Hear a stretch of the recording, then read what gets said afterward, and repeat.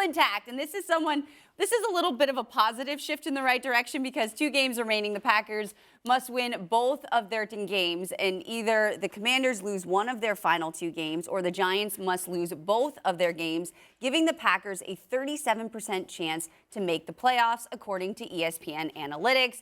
Here's a hopeful Aaron Rodgers. We're all going to be Browns fans this week. Hell yeah. Oh, Browns. Wow.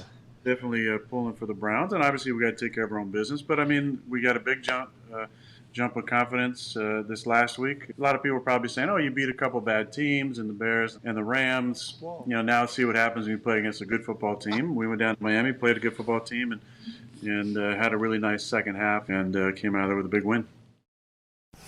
Big win indeed. Now Green Bay is currently 3.5-point home favorites over the Minnesota Vikings. Chris, should they be favored? Hell no. Why are we going to favor the Green Bay Packers? Because they've won 3 games? I don't know. All right, let's look at their 3-game win streak. I mean, they beat the Bears and they beat the Rams, 2 teams that have combined to be 8-22 this season. And they beat a Miami Dolphins team who, coming into last Sunday's game, had lost 3 straight. And their quarterback may or may not have been concussed in the fourth quarter where he threw interceptions on 3 consecutive drives. Why am I going to give the Green Bay Packers any credit? I'm not going to do it. I'm going to lean on the body of work that they've shown me throughout the majority of this season, which tells me that they're not a good football team. So to be able to reel off 5 straight to end the season and punch their ticket to the playoffs, 8-ball says doubtful. And then when you look at the Minnesota Vikings, this week's opponent in Week 17, the Vikings set an NFL record for wins in 1-score games. 11-0 this season in 1-score games. The Green Bay Packers offense ain't blowing out anybody. So this is going to be a closely contested game in the division, and Minnesota has everything to play for because they're still alive for the number 1 seed in the NFC, depending on what happens with the Eagles and Jalen Hurts' overall health. So I don't think that they should be favored at all. This Minnesota Vikings team is a legit squad. I don't know when we're going to start giving them credit for being a good football team, but I don't know what world the Green Bay Packers should be favored at home against the Minnesota Vikings. I just don't see it. That's why it started with you. That was fantastic. All right, Amber, what about you? Yeah, I haven't been giving the Vikings credit all season long, right? Yeah. That's one of those teams, maybe it's the Kirk Cousins effect that we've been questioning every single week, and all they do is win and win and win and win 12 times. I've seen a lot more of that from them than I've seen from the Green Bay Packers that are sitting below 500 right now. No, absolutely, the Packers should not be favored, even though they're at home against this Vikings team. So I'm finally willing now, as we sit here, ready to give the Vikings some credit. Only ready to do it, though, against that team, a 7-8 team. But I don't think the Vikings are going to have a problem here against the Green Bay Packers team. Like Canty just mentioned,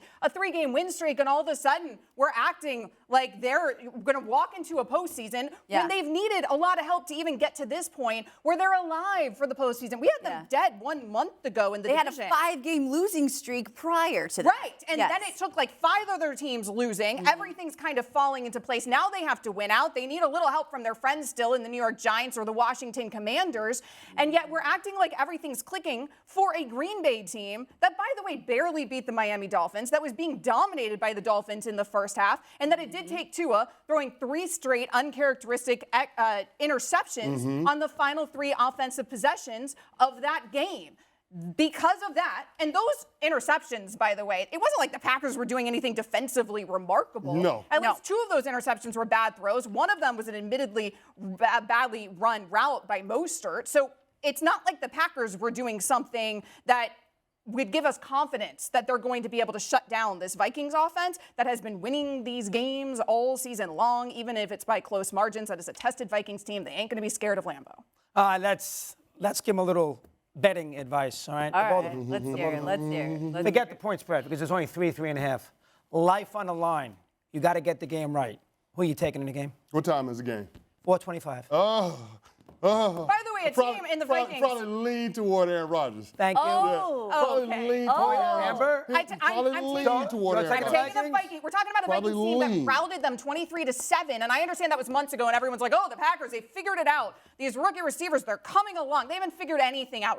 Listen, all your sports arguments are normally always, hearkening back to a different era. Not all of a sudden now you're going to live in the moment with a 3-game win streak for a bad Packers team. What are we doing? If my life's on the line, You're going with Rodgers. I have to take Lambeau.